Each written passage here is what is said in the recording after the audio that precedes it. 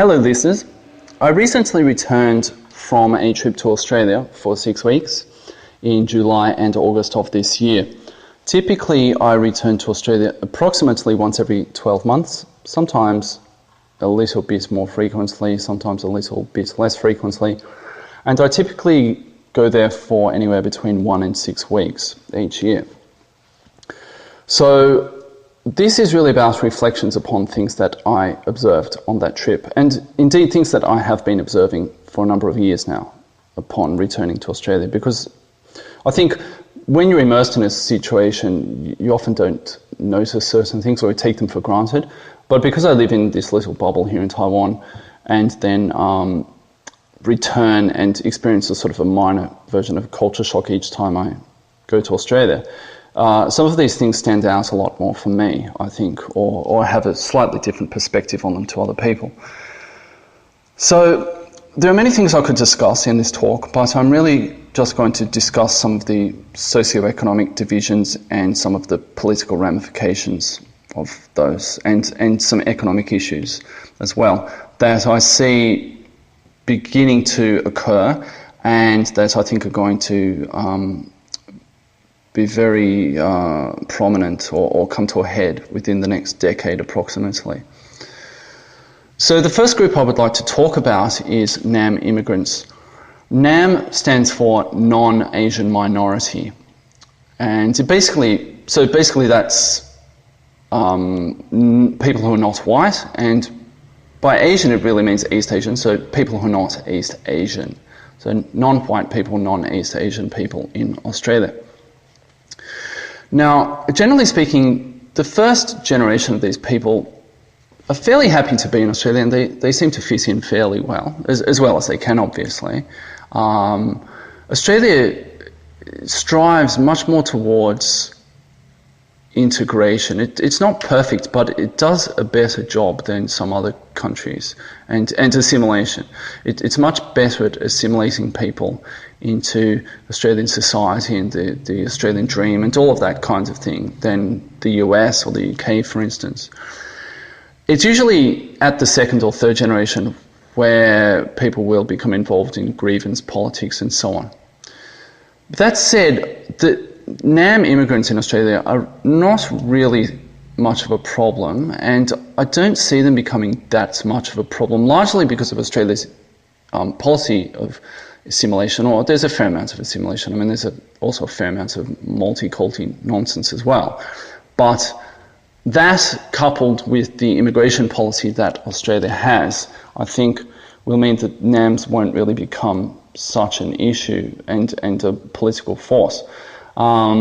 Australia's immigration policy is a points-based system, and it's basically aimed at attracting people who have certain levels of education or certain skills, trades and that kind of thing, or levels of wealth for setting up businesses and so on. So it tends to attract people who are not riffraff, essentially, and that also seems to have a secondary effect, and this will, of course, come as no surprise to people on the alt-right, of meaning that most of Australia's immigrants are white or East Asian. The four major groups of people in Australia in terms of immigrants, if I remember correctly, are British, New Zealanders, Chinese and Indians.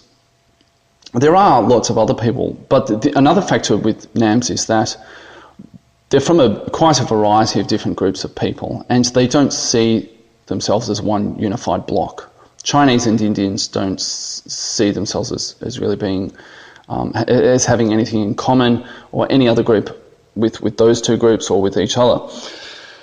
So I don't really see that the NAMs in Australia will be much of a political force going forwards, because they either get assimilated or they're too divided, really. Currently, they fall in line with the Australian Labor Party, which is the centre-left party in Australia. But I actually predict that because of things that are going to happen to the Labor Party within the next 10 years or so, that Labor may well end up deserting them. So it will be interesting to see where they fit. in terms of which parties they support and where they line up politically and so on. Now I'd like to move on to the next group, which is poor rural whites. This group to some extent can include whites in the outer suburbs of the major cities. The way cities are sort of divided in Australia is slightly different to the way they are in the US, in that basically the closer you get to the city, the more expensive the real estate is, and a whole lot of things that are sort of attached to that. So the farther away you go from the centre of the city, the poorer it gets, and so on, in terms of the culture as well. But these issues with poor white people are really pronounced in the countryside, in rural areas, and there are a whole host of reasons for that. They're primarily because they're isolated in many ways and they're sort of forgotten. Now, my observations of these people have come largely from experiences of working with them in the past in Australia and sort of reading about them as well.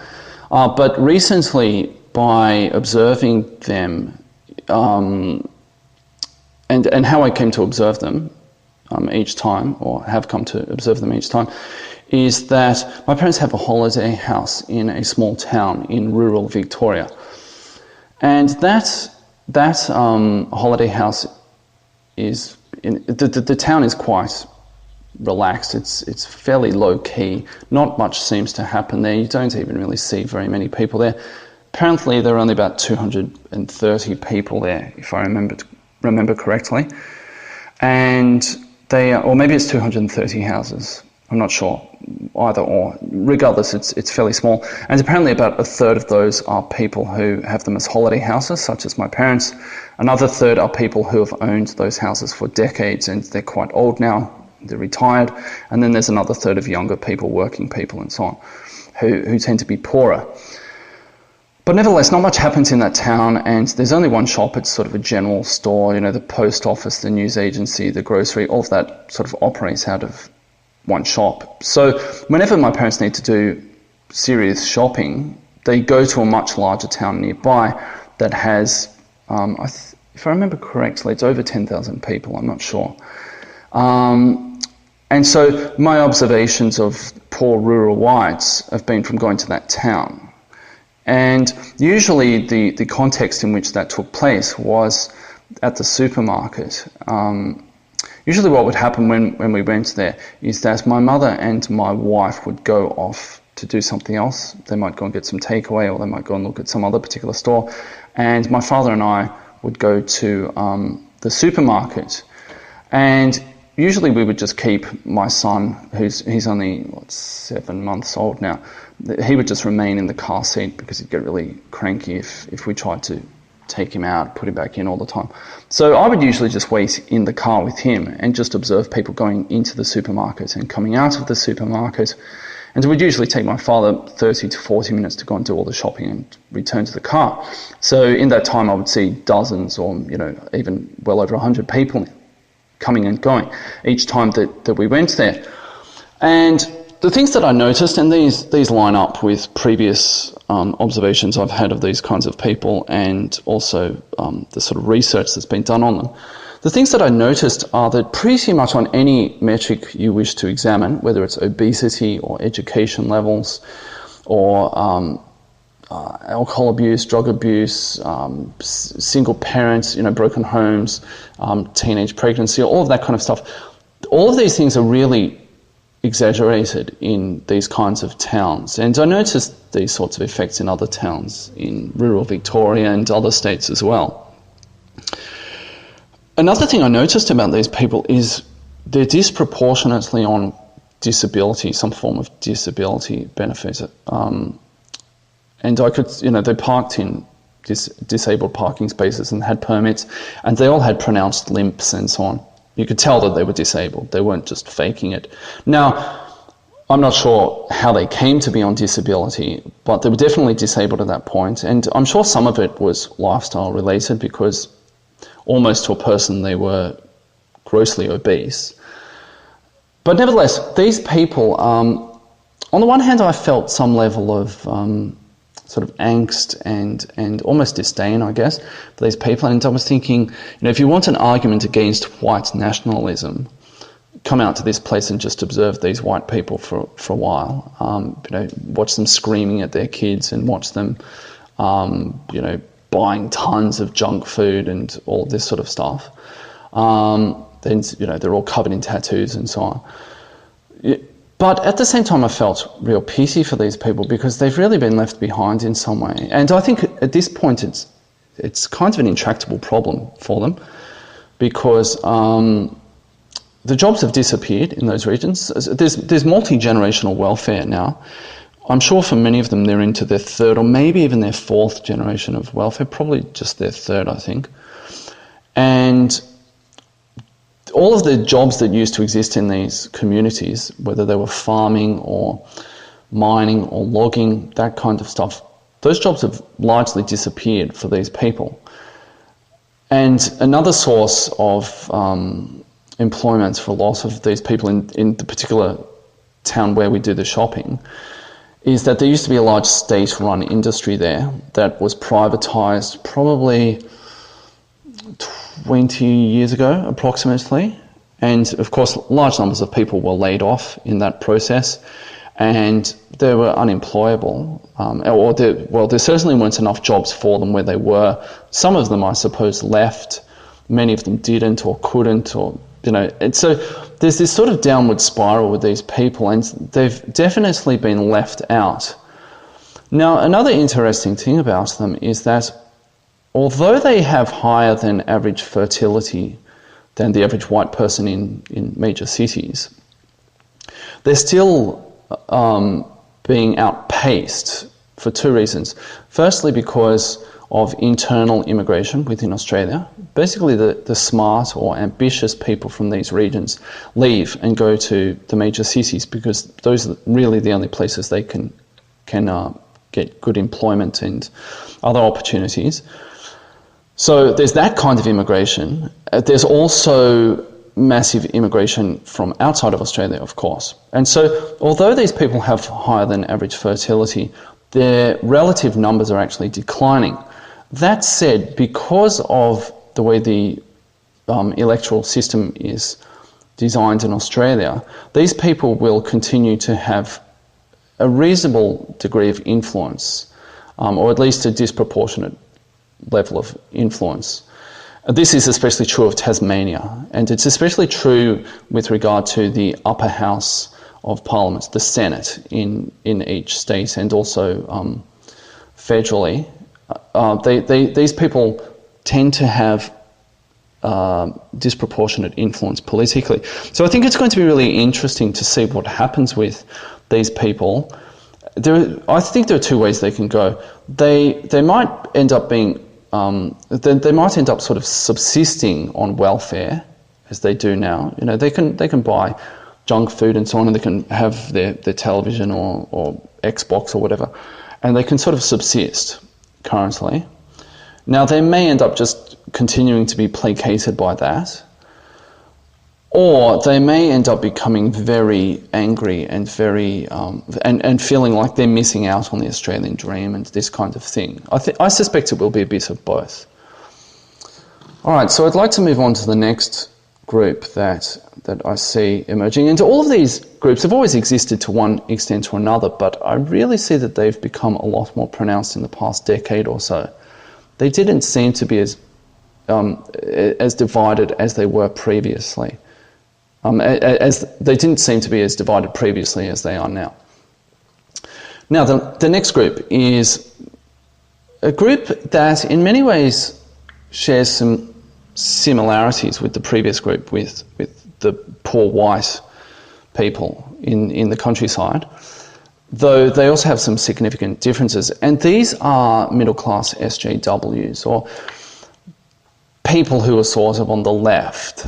And I'm really talking about people here who sort of wasted their 20s on education that's not going to get them anywhere, and sort of frittered away their 20s on lifestyle choices and in dead-end jobs and so on. And a lot of these people come from the middle class. So whereas I feel a certain amount of pity for the country poor, the rural poor, I don't really feel that much pity for these people at all. Also because of their quite odious politics, but also just because a lot of their problems are self-inflicted with these people. I mean, they are also in many cases with the rural poor, but definitely much more so with these middle-class SJWs. Now, some of these people may find that they will get by because of inheritances and so on, though I think that's not likely to be the case because the parents will probably use up their wealth in their retirement because people are living for much longer. So I think many of these people won't really inherit anything. And these people, I suspect, are going to be in dire straits in their 40s or beyond. Now, many of them won't have children, so it won't be as much of a problem. But nevertheless, I suspect many of them are going to be in really dire straits in their 40s and beyond. And because they're already quite left-wing, they're going to be quite a disaffected and disgruntled and sort of a group that's really obsessed with grievance politics and complaining about how unfair things are. So I think they're going to be a problem, actually, in Australian society in the next decade or two.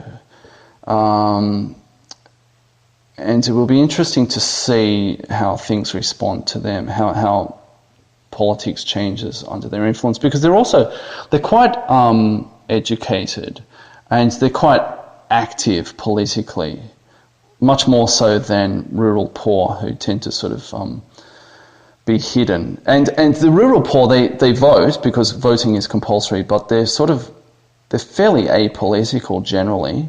They sort of get driven en masse to the polls every 3 or 4 years and are forced to make a decision, but they're generally apolitical, whereas this group of SJWs are quite political and they're involved in political issues and causes between elections as well.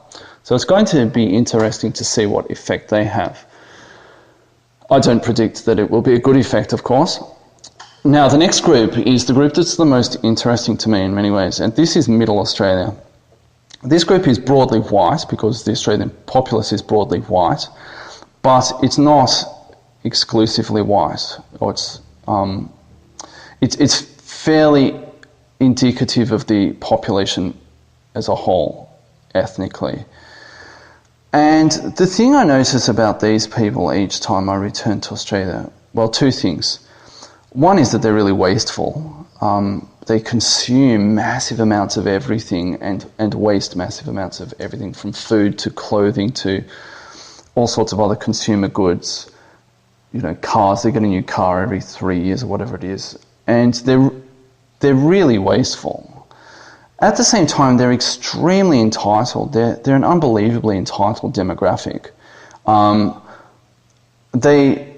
They think nothing about, on the one hand, saying how the government should sort of leave them alone, it should not tax them as much, rah, rah, rah, but at the same time complain that the government isn't doing enough for them on their pet issues, and they'll complain about other people's pet issues. But they're extremely entitled, and they really feel incredibly entitled to their lifestyles. They all go overseas every year. They all get new cars every few years. They just consume. They're ravenous in their consumption, and they feel really entitled to that. They really believe that that's their birthright as Australians, and that whenever something goes wrong, that the government should step in to prevent their entitlements from being cut in some manner. They're always complaining about how the local government needs to do this particular thing, it needs to implement this service, or the state government or the federal government, they need to fund these new initiatives, and so on and so forth.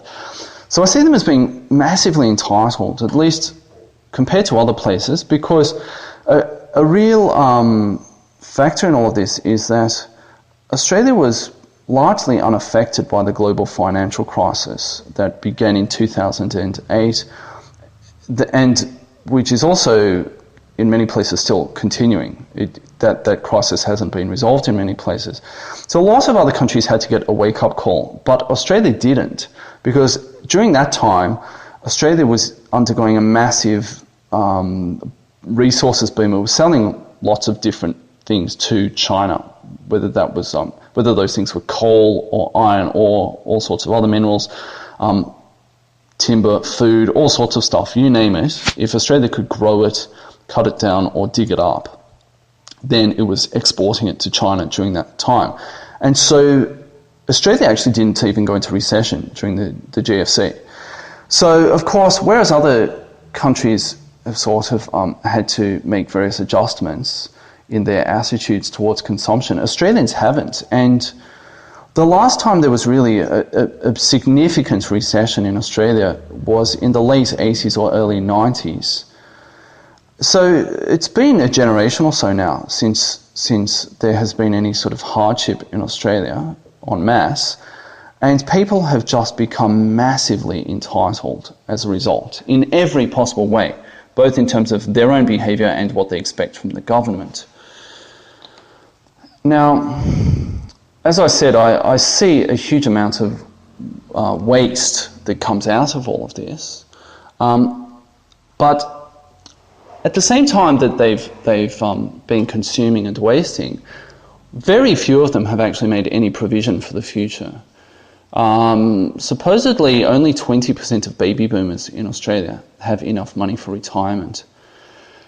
And this is borne out anecdotally as well. My father, in terms of his friends, I think he only has one friend who is in a good situation in terms of retirement. But the rest of them, they're all in their late 60s and they still have hundreds of thousands of dollars of debt. They still have massive mortgages and so on. It's crazy. And I was talking about this with my father, actually, and saying, back when these people were young, they bought houses for $100,000 or less. And of course, at the time, that was a lot of money. But because of the effect of inflation, $100,000 is not that much more than what people earn in a year these days. It's in fact, in many cases, it's definitely less than 2 years' salary, and in many cases, it's less than 1 year's salary. And so it seems bizarre to me that they have all of this debt, and yet everyone in Australia seems to be plagued by debt. They've all been using their houses as ATMs, because what's happened, everyone's obsessed with real estate in Australia, and everyone has said, my house has doubled in value, and so they've just drawn down on that as an ATM, essentially. And so they have massive amounts of debt. So a lot of this consumption is actually driven by debt as well. Because people don't even remotely live within their means in Australia. And it's not just baby boomers, younger generations are like this as well. Most of the people I know, my age or younger in Australia, are in exactly the same situation. And as I said, everything's predicated upon houses increasing in price pretty much indefinitely at this point, because for them not to do that, people would be in a lot of trouble. And I think that's actually going to... That requirement for houses to increase indefinitely pardon me, in price is going to lead to all sorts of very interesting rifts, because either the bubble will burst or they're going to have to keep inflating it. And the way they're currently inflating that will create social tensions, which I'll get to very shortly. But nevertheless, whenever I see these people, and whenever I sort of drive around Melbourne, I just see this mountain of debt everywhere I go. It's this sort of on the facade, everything looks really nice there, but I know it's all funded by a massive amount of debt. And these people are going to be absolutely crushed in the next financial crisis. Many people I know are going to be in real trouble. Many of my cousins are going to be in real trouble in this regard in the next financial crisis, which who knows when that will come, but it will come within the next few years. There's always one, at least every decade. So we're sort of due for one, and there are lots of bubbles all over the world and all sorts of issues with other parts of the world that will lead to contagion in Australia. And Australia could have its own issues too, because the mining boom that existed for the past decade or so, that's come to a close, or it's rapidly coming to a close. So there is a financial crisis that's going to come sometime soon. Who knows when? This year, next year, 5 years. But it's going to happen relatively soon. And I think a lot of these people in the middle class are going to be absolutely crushed in Australia. Now, I'd like to move on to the upper middle class and above. Now, generally speaking, these people are actually doing pretty well. Many of them are still quite wasteful with their money, but they make a sufficient amount of money that they can get away with it relatively easily, and they're still acquiring assets and so on. These people tend to be fairly well credentialed, if not educated, certainly credentialed, and they tend to have pretty good jobs, sort of white-collar, niche jobs that allow them to benefit from sort of a globalised economy and all of this kind of thing. As part of this demographic, there's a growing number of very wealthy recent immigrants to Australia from China. That's a really big thing in Australia. And to some extent from other places, but particularly China. And they're a growing demographic. Indeed, an interesting thing that I observed when I was in Australia is that there's a region of Melbourne actually, in Victoria, that's in the sort of middle part of the eastern suburbs. And it's a broadly middle-class area. And there's a region that's been quite Asian for, I don't know, a few decades at least. And what I've observed actually with this is that this region of Chinese neighbourhoods is expanding, and it's expanding southwards. And one of the ways I could tell this is by the number of Asians I saw in various suburbs, but also shop windows that have hand-written signs in Chinese in them and so on. And so obviously they're expanding quite rapidly, this group of people. And also there are massive numbers of apartments being built in inner Melbourne and the inner parts of other cities as well. Pardon me. And around universities and so on. And they're predominantly owned by Asian people. Well, a lot of these people, and I've known quite a few of these people. I knew a lot of these people when I was at university. Their parents just come and buy them an apartment for the time that they're in Australia studying.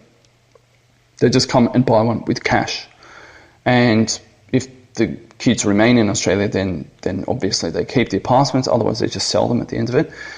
And so there are huge parts of the desirable parts of the major cities that are where the property bubble is being propped up by these wealthy overseas investors, primarily Chinese. And if these people were to either stop coming to Australia or even to disappear, I believe the property bubble would burst completely, because that's the only thing sustaining it at this point. And I'll get into this a bit more in a little while. Now, one thing about these people in the upper middle class and above, be they white people or Asians, is they frequently have a certain level of disdain, or at least a lack of understanding for what other people in different segments of Australian society experience or how they think about the world. My sister, she sort of has this real level of disdain for lower class whites. My sister's it's basically a busy work job, though she gets paid a lot for it. It's, she shuffles paper essentially and writes all these reports on things that, how many times can you write the same report, that kind of stuff. But nevertheless, she gets paid a lot of money for it, and she lives quite a rarefied existence. And she has complete disdain for these people, and she has this interesting idea. She said to me that the Australian government should actually be discouraging people from having children, because children cost too much money. What we should be doing is importing smart people from other countries because the other countries have already paid for those people to be raised and educated, and the health system, all of these things that are, the health system is sort of front-loaded and back-loaded, right? The people in the middle don't really use the health system very much, but it's used a lot by kids, babies and kids, and then at the other end, old people. And so she says that basically we should just import 20-somethings or 30-somethings into Australia. There shouldn't be kids because kids cost Australia too much money. We should just poach all the adults from other countries. It's a bizarre idea, right? But she sort of looks at these other people, white people with kids, and just sort of has complete disdain for them. When I was in Brisbane visiting my sister, they have a fair there. It's called the Eka, and they have all these rides and games you can plant, all this kind of stuff. But they also have this whole sort of agricultural side to it. That's how it originated. And people come and show their prize bulls or their dogs or chickens or things like that, and have wood chopping competitions and all of this kind of stuff, right?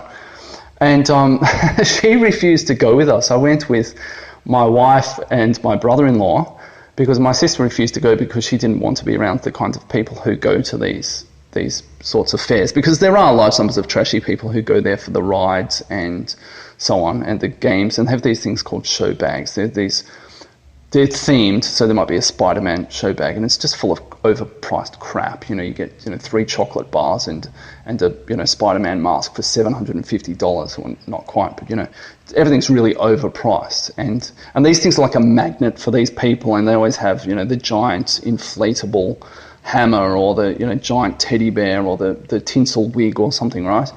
And she won't even go near these people. I have a sort of certain level of snobbishness, but hers is times 10. Pardon me.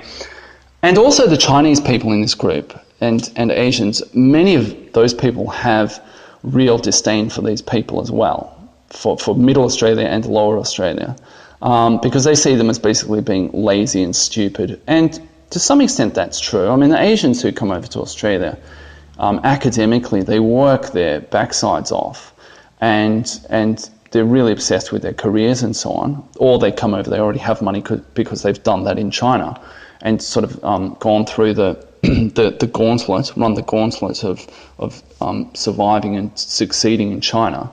And so they come over to Australia and see Australians as really lazy and stupid. I think that's a fairly typical attitude amongst Chinese. They won't necessarily say it to the average person, but if you're in their confidence, they will, in many cases. And indeed, on this recent trip, I went to visit a friend of mine whose family comes from Hong Kong, and he's been in Australia forever. I think he came to Australia when he was a kid. I'm not exactly sure. And he's pretty Australian. His family speak Cantonese, obviously, but there was one funny point where his mother, who actually studied in Taiwan and so therefore speaks Mandarin, she was having a conversation with my wife and me, and I could actually communicate more with his mother in Mandarin than he could, though he obviously speaks Cantonese with her. But nevertheless, at one point my wife was talking to my friend's mother, and my wife later told me about the conversation they had, and basically his mother went on a big rant about lazy, stupid white people in their suburb. That's how white people are viewed in Australia by Asians, and it's not an uncommon opinion amongst Asians. Now, the next thing I'd like to discuss is the economy, because I think a lot of these divisions are going to come to a head when the economy tanks. And right now, I can't actually see how Australia actually makes money. Pardon me. Previously, it made a lot of money from the resources boom and so on. But I can't really understand how Australia makes money. I know how it does, but it still doesn't make sense to me. It's quite baffling to me. It's all service sector driven, but I'm still not entirely sure how that really works. There seems to be some sort of smoke and mirrors going on there. What people tell you or what the official figures are and so on. Something doesn't sit right with me with all of this. Firstly, because Australia is really, it's absurdly expensive. Everywhere you go, everything's expensive. There's a cafe around the corner from my parents' house, and I went there a few years ago with my father, and a salad was $14. And this was when the Australian dollar was on a par with the US dollar, when they were pretty much 1-to-1. And, so a salad, a basic salad was $14 US. Imagine that, that's crazy. And that hasn't changed since then. Every time we went out, things were like that. If you went out and got lunch somewhere, you wouldn't get change out of $20 for lunch and to drink in many places. So everything's really expensive there, and I can't understand how that can be sustainable, given how much people actually earn. I mean, a lot of it's financed by debt, obviously. And of course, one of the effects of that, and there are high minimum wage laws in Australia and so on and so forth, and all of these government regulations. I can't see how anyone can actually manufacture anything in Australia, and indeed they're not. I mean, everything's being offshored. But even a lot of white-collar jobs, I think, are going that way, and I'll get to that shortly as well. The primary way that money seems to be made in Australia is through real estate. This influx of foreign investors, essentially, and other immigrants, people moving from the UK or New Zealand, they need to have houses to live in, obviously. So there's all this money being pushed into the economy by real estate.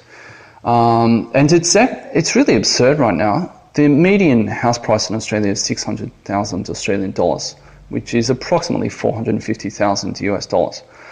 The median income is 67,000 Australian dollars. So the ratio there of median house price to median income is 9-to-1, which is crazy. Historically, it has been between 3 and 4-to-1. And indeed, when I was in Australia, there was a news item about a house that got sold in a suburb of Melbourne. And this suburb, it's in the sort of middle part of the eastern suburbs. It's a suburb called Glen Waverley. And it's actually an area that's really popular with Asians because there's a school there, a government school that's really good. And every year that government school produces some of the top students, in fact, many of the top students in Victoria. And so it's very desirable to live within that suburb because then you're within the catchment area or the enrolment area for that school. This house, I looked at this house and it was a pretty average house, sort of a 1950s, 1960s style brick house. It sold for $6 million Australian dollars, so that's, say, 4.5 million US dollars. Now that's almost 100 times the median income in Australia. That is absolutely absurd. It's not even in the best suburb. It's a bizarre situation that a house can sell for $6 million. This is a house that 20 years ago would have just been an average house. It would have just been right in the middle in terms of how much it cost. It's crazy. Now, I don't think this is sustainable. Of course, people have been saying that. Various people have been saying that for over a decade. It's not sustainable. It has to burst. But the thing that is keeping it pumped up, basically, this property bubble in Australia, and everyone's obsessed with property. Everyone's always telling me, how much money they've made. One guy was telling me he bought a house 13 years ago and it's tripled in price in that time. Well, has his income tripled in value in that time? No, right? So, how is that sustainable? But the thing that props this up is all of this foreign investment. Now, the thing about this, of course, is that if all of these mega wealthy Chinese people move into Australia, or some white people who are making lots of money get all of these real estates, they effectively end up pricing huge segments of the Australian populace out of real estate, or these people end up relegated to the far-flung suburbs. And they have these massive commutes, and there's nothing in their suburbs. The infrastructure is really bad, and so on. There's no public transport, or everything's a million miles from where they live. And people are going to be locked out of the Australian dream, and so on. And that's going to have to come to a head at some point, because they can't take the brakes off this. If they suddenly say, well, we're going to stop all of this foreign investment, then that's going to completely burst the bubble. Now, what they have done with this is they've said that they can't buy existing houses; they have to buy new apartments and so on. But of course, once people get citizenship, which isn't that difficult, then they spend however many years in Australia to get citizenship, and then they buy these other places anyway. So these places are being bought by people who migrated to Australia 10 years ago, for instance. So it's still a flow-on effect from all of this foreign investment and foreign migration. But if they take the brakes off that, if they say, well, we're going to halt all of this migration and all of this foreign investment, then the bubble will completely burst, and there'll be massive numbers of people who will effectively end up underwater on their houses, because they've been using their houses as ATMs for the past decade or 2 decades, and they have nothing to show for it. So on the one hand, they can't take the brakes off because they can't put the brakes on this, should I say.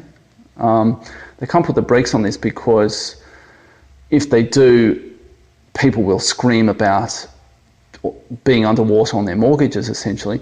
But if they don't put the brakes on and allow this bubble to just keep inflating because they can drive it, there's a fair supply. I don't think the bubble will necessarily naturally burst.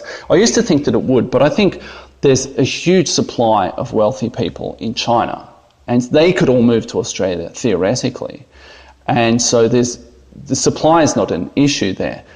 So if they continue to bring those people in, then there's going to be a political backlash, because there are going to be huge numbers of people in Australia who are priced out, basically.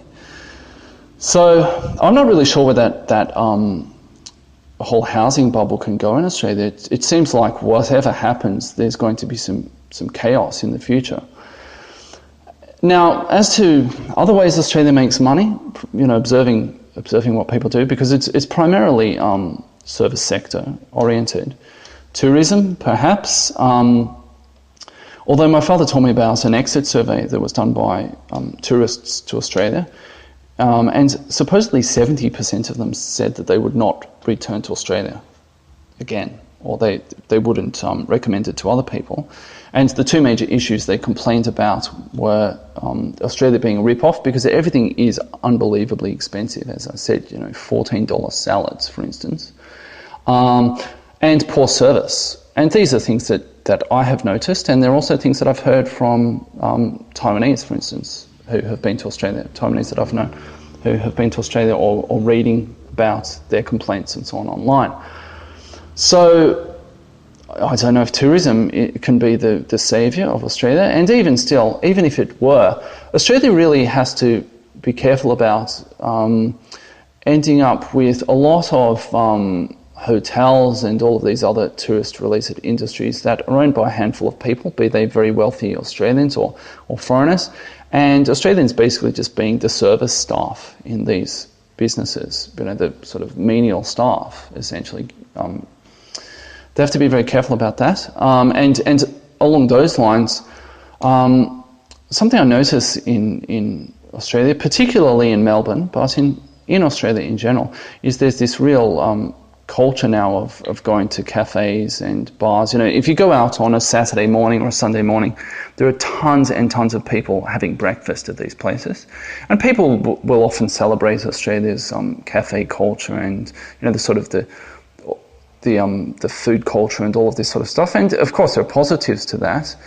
But again, I don't know how that can be sustained, because where does the money come for those people to spend at those places? Particularly young people, many of whom are sort of marginally employed themselves. Are they just sort of recycling the money that they earn in their waiting or barista job to other waiters and baristas at other venues? I don't know. That seems really unsustainable as well. And then we get to education, and supposedly education is the 3rd largest industry in my state of Victoria, which just blows my mind. And by education, I'm primarily talking about tertiary education. So universities and things called TAFEs, which are, I guess, they're like community colleges or technical colleges. And that all comes from foreign students, overseas students, and there are massive numbers of them now. I really noticed this even as far back as 2001. I did my undergraduate degree. I finished that in 1997, and there were overseas students then, but not that many.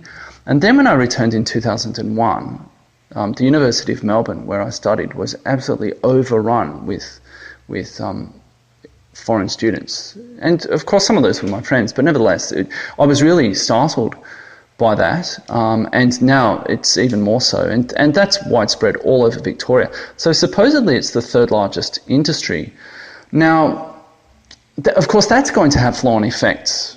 Either it will degrade the quality of education for locals, because if you get put in a group to do group work with these overseas students, many of them don't have high levels of English, despite the tests that they do to gain admission, and despite that many of them will do what's called a foundation year, which involves improving their English, but also improving their general sort of academic skills, researching and reporting and so on. Many of them don't speak or write English that well. And there have been complaints already about the sort of decline in standards. And there are all sorts of issues to do with plagiarism and so on as well. So that's one flow-on effect from education being such an industry, because the universities want massive numbers of these people because they get a lot more money in tuition fees from those people than they do from locals. And that also gets governments off the hook for having to fund universities and so on. Another thing is that, of course, it ends up locking a lot of locals out because there are only a certain number of places available, and a lot of these overseas students have better academic results, and so they get admission and they effectively lock locals out. So that's going to be a point of contention going forwards as well. It already is to some extent. But the other issue in the long term is that I should imagine that sooner or later Chinese universities will start to rise in the ranks in the world in terms of different universities and become more prestigious and so on. And you'd have to think that educating all of these Chinese, who many of whom then return to China, in a way, countries like Australia are selling them the rope with which they will hang us in the future. So I'm not sure that's a really good long-term plan, actually.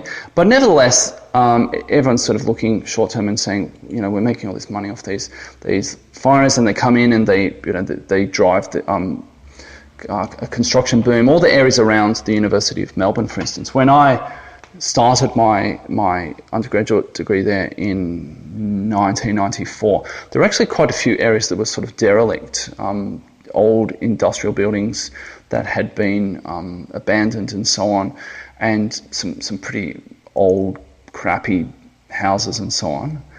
And even towards the end of the time that I was there, but certainly now, the entire area around the University of Melbourne and many other universities also has been completely transformed with apartments and shops that cater to overseas students. And everyone likes that, right? But as I mentioned earlier, that's driving a property bubble that's going to lock people out. So every time I look at the Australian economy, I think, how does this actually function?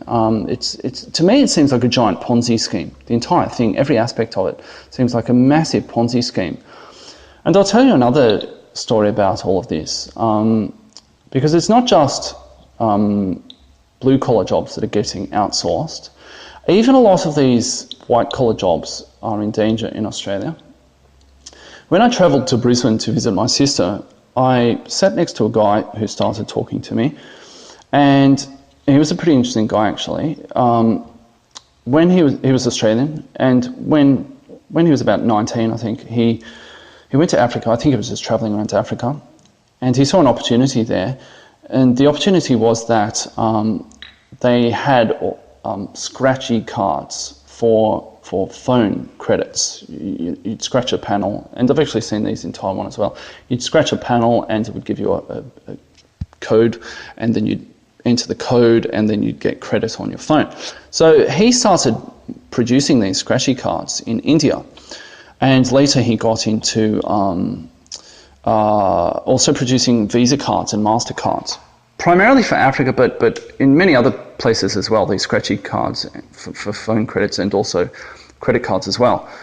And he built that business up over 12 years, and then he sold it because he said there was just too much travel involved every year. He was traveling all over the world. He said he was spending about 7 months a year traveling.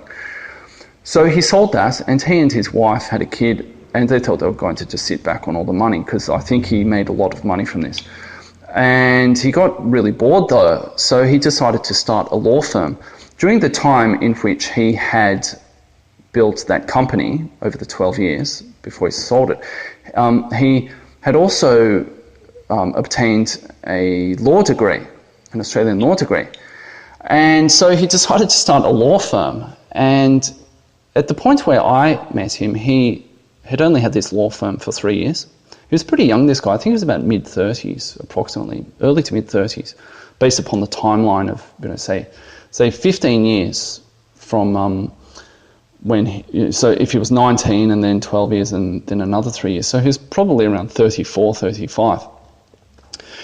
And within 3 years, he now has offices for this law firm in every capital city of Australia. And from what I can gather, he employs hundreds of people just within Australia. But what he does is property law. And because he was telling me a lot about the whole property bubble in Australia, he said with all of these new developments, they're not even advertised in Australia now. They're just advertised in Asia. And they're bought, sometimes just straight off the plan. Or they have big display apartments in shopping centres in major Asian cities, and he has a whole team of people who can communicate with these people in their own languages and so on.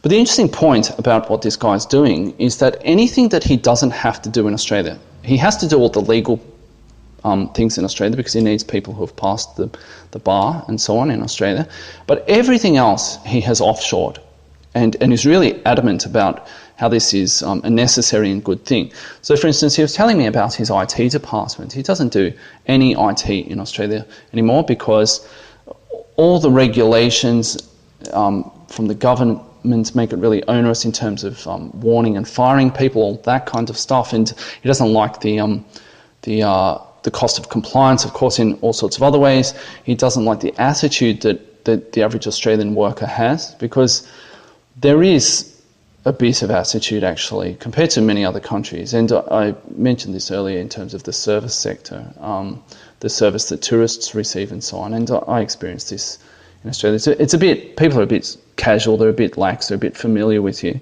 And a lot of people don't like that, or they find it rude. And the same can be true of workers. A lot of workers in Australia can be a bit entitled. But the big thing, of course, is the costs. So he was telling me that the head of his IT department, which is now in the Philippines, the head gets $60,000 a year, which is a king's ransom for someone in the Philippines. If he had to employ the same person in Australia, he'd have to pay them $250,000, he said. Now, that's coming to Australia everywhere. Any white-collar job that can be outsourced will be outsourced. That's going to be an increasing problem in Australia. And so even a lot of these people who think, well, I'm not in a blue-collar job, I'm fine, I wonder how those people are going to maintain their jobs, actually, and how the economy is going to continue in Australia. And the thing about this guy is that in many ways he was right. Many of his analyses of Australia and Australian culture and the Australian economy and so on were right, but his solution was sort of one that involved throwing the poor and even the middle class under the bus, which is not really a solution, obviously. And that will inevitably lead to electoral revolt, particularly when the next financial crisis hits. I think there's going to be absolute carnage during the next financial crisis in Australia, for all of the reasons that I've already mentioned. And the thing that was really interesting about all of this was whenever I tried to mention this to people, and these days I don't really mention it as much. I'm very careful about who I discuss these issues with. But I have discussed this on previous occasions with people in Australia. Whenever I've spoken to people about these issues, or whenever they've just sort of brought them up, I don't really go into them. I just sort of nod my head and go, okay, sure, People have no idea about economics in Australia. They have absolutely no idea. Their attitudes and their behaviour sort of range from everything is fine, like, oh, that's not going to happen, everything's fine, to some variation of money grows on trees and, the government should just do more and solve this problem because money grows on trees, to one of the solutions or one of the recommendations that they usually have is soaking the rich. And there are a whole lot of reasons why soaking the rich doesn't work. In short, because you either run out of money from those guys and sort of kill prosperity, or the money just goes offshore anyway. But basically, no one has any idea about economics. Everyone has this massive sense of entitlement. Everyone's wasteful. Everyone's just spending money. And even beyond that, they're going into debt to acquire more stuff, to consume more stuff. And none of it seems to actually go to anything productive. From what I can tell, every time I go back to Melbourne and look at Melbourne, I see all these things like the public transport is really inefficient, and they have all these level crossings that hold up traffic, and they're always talking about removing these level crossings so that you don't have to wait for a train to pass, right? And they've been talking about that for a decade, and they haven't done anything about it, and yet all these other parts of the world are installing entire subway systems. The thing I see is all these new apartments going up, but I don't actually see anything that is going to ensure the long-term viability of Australia. Businesses are moving offshore, and the only thing that seems to be growing is tertiary enrolments and apartments and the number of cafes. And I don't really see anything else. And so, I think that Australia is going to be in dire straits within the next 10 years, really dire straits, and it's going to come as a massive shock to people because they're just in complete denial about all of this. And I think the response to that is going to be really interesting. I think there's going to be some sort of very strange mix of crony capitalism and socialism. There's going to be an expansion of the bureaucracy and sort of general welfare. And there's a lot of welfare, not just for lower class people, but middle class and upper class people in Australia as well. There's going to be a lot of welfare. There's always all this money being redistributed, and they take it from one person and give it to another person. They take some money from that person and give it back to the other person. Sort of all this money goes around. No one actually really generates money, but it gets shuffled. What exists currently gets shuffled around, and the bureaucracy sort of carves off a little piece for itself. So there's going to be this weird sort of expansion of socialism coupled with crony capitalism, and the effect of that is actually going to be really detrimental upon the middle class and the upper middle class and wealth creation and all of this sort of stuff. It's actually not really going to affect the rich that much, despite what people might hope. And I don't even hope that, but I think it's not going to even affect them that much. It's going to crush the middle class. And that will sort of lead to a spiral of idiotic economic decisions and sort of bad economic outcomes as a result that will then lead to more idiotic economic decisions and so on. And another thing that I think is coming in Australia is resentment against Chinese people and the Chinese money coming into Australia. I actually saw an ad on TV, and it was complaining about Chinese. It was really xenophobic, actually. There's currently a free trade deal that is being discussed, or maybe it's already been resolved, but when I was there was a free trade deal that was being discussed. And the Labor Party and unions are really ramping up some quite xenophobic rhetoric. Okay, that's fair enough. If if they want to do that, that's fair enough. I can understand where they're coming from with that. They want to protect their jobs. It's not that they're sort of racist about it. They don't like Chinese people. They just don't like Chinese money, which it's a really weird thing, because they're sort of biting the hand that feeds them, because all of this Chinese money that's flowing into Australia is what's propping up housing prices. It's what is funding construction. It's what's funding the entire tertiary system, and so on and so forth. So it's really weird, because there is going to be a backlash, because people are being priced out by Chinese money that's coming into Australia. But at the same time, they have to be very careful about biting that hand, because if Australia then is perceived as being somewhere that's not friendly to Chinese, they'll go somewhere else that is friendly, and that will tank the economy. So it's a very strange paradox that's building in Australia. But it is building, because I see that white people in various groups are starting to get very anxious about all of this.